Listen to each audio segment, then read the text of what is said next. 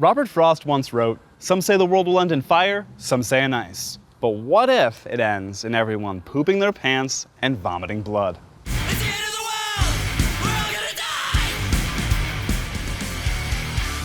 Fear drives epidemics by making people do things that don't make sense. We need to realize that it is one word and one health. Did you know that you can catch measles being in an elevator 2 hours after someone with measles had been in the elevator? There is no boundary for antibiotic-resistant bacteria. These illnesses could spread like wildfire through the unvaccinated population. Remember the Black Plague? It was like the biggest bummer of the 1300s. See that dip in the graph of the world population? That's how many people died. You can actually see it on the damn graph.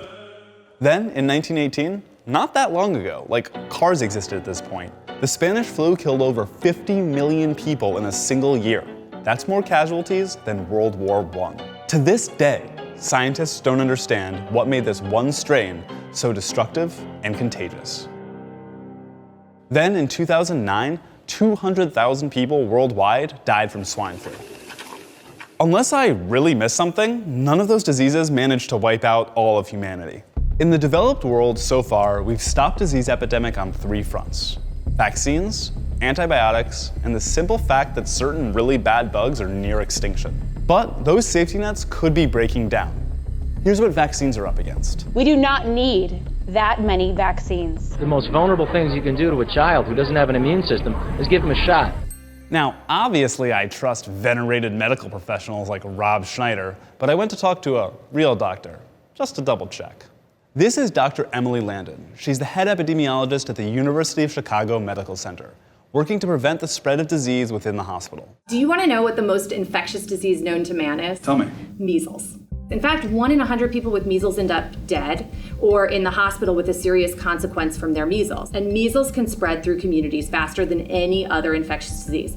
Of 10 people who have contact with someone with measles, 9 of them will get sick if they are not immune. Whenever you see an outbreak of measles in these communities where they fear the vaccine more than they fear the disease, the ones who die are small babies who couldn't have even had a chance to get vaccinated. So it's not just the person who skips their vaccine that's gonna get hurt, it's everyone else.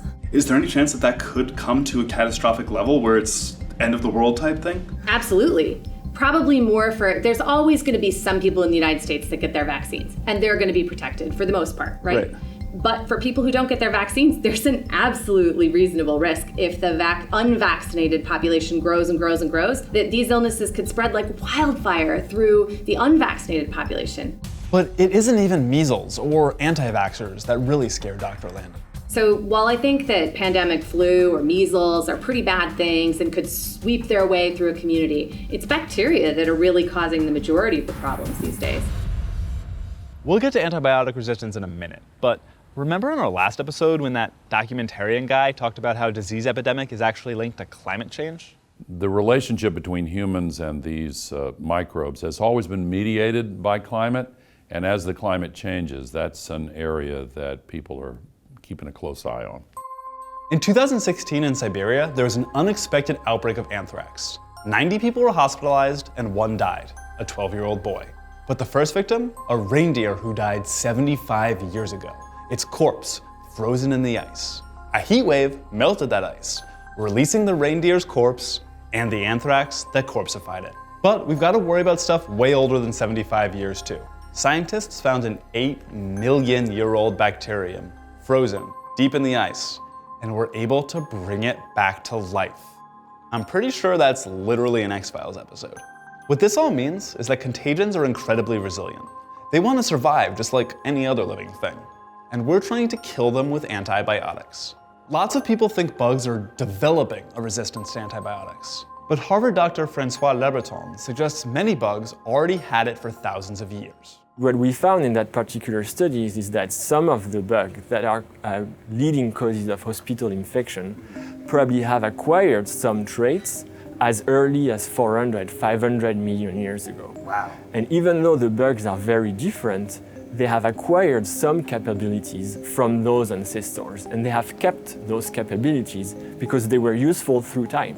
Now, since about 10 to 20 years, we are entering a different era where we see the emergence of various bacteria that are resisting to multiple antibiotics, and even some bacteria that are resisting to all antibiotics. We need to realize that it is one word and one health.